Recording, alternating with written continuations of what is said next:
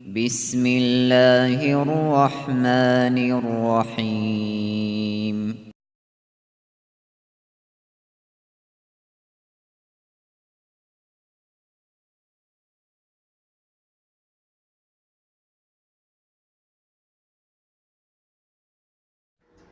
ஜின்கள் புகையில்லா நெருப்பினால் உருவாக்கப்பட்டவை.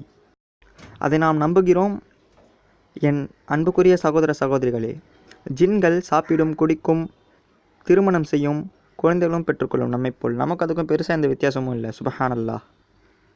நமக்கும் அதுக்கும் என்ன வித்தியாசம் அப்படின்னு பார்த்தீங்கன்னா, அதால் நம்மளை பார்க்க முடியும், நம்மளால் அதை பார்க்க முடியாது. சில பேர் சொல்லுவாங்க, நான் ஜின்னை அதோடைய நிஜ ரூபத்தில் பார்த்துருக்கேன் அப்படின்ட்டு. ஷாஃபி ரஹ்மத்துல்லாஹி அலைஹி கூறுகிறார், யாரெல்லாம் ஜின்னை அதோடைய நிஜ ரூபத்தில் பார்த்துருக்கேன் அப்படின்னு சொல்கிறாங்களோ அவங்கள ஒரு சாட்சியை எடுக்காதீங்க. ஏன்னா ஜின்களை யாராலையும் பார்க்க முடியாது, ஷைத்தானையும் யாராலையும் பார்க்க முடியாது. ஏன்னா அல்லாஹ் சுப்ஹானஹு வ தஆலா சொல்கிறோம் அல் குர்ஆனில், இன்னஹு யராக்கும் ஹுவ வ கபீலுஹு மின் ஹைஸு லா தரவுனஹும். ஒரு குறிப்பிட்ட இடத்துலேருந்து ஷைத்தானாலையும் அதோடைய கூட்டத்தாலையும் நம்மளை பார்க்க முடியுமே தவிர நம்மளால் ஷைத்தானை பார்க்க முடியாது. இன்றைக்கி நிறைய மக்கள் சூனியம் பட்டிருக்காங்க, வசப்பட்டிருப்பாங்க, அவங்க ஜின்களை பார்க்குறாங்க. அப்படி பார்க்கும்போது அவங்க ஒரு வித்தியாசமான உருவத்தில் தான் பார்க்குறாங்களே தவிர அது நிஜமான உருவம் அது இல்லை. இன்றைக்கி நிறைய மக்கள் சம்மந்தப்பட்டிருக்காங்க, சில பேர் சூனியத்தால் பாதிக்கப்பட்டிருக்காங்க. ஒரு 25 வருஷமாக நிறைய மக்கள் சொல்கிறது என்னென்னா, ஜின்களை பார்க்கும் பொழுது அது ஒரு சின்னதாக அசிங்கமாக பெரிய பெரிய காதோட சின்ன ஒரு காலோட இருக்கும். ஆனால் அது அதோடைய நிஜ ரூபம் கிடையாது, அதோடைய உண்மையான உருவம் அது கிடையாது.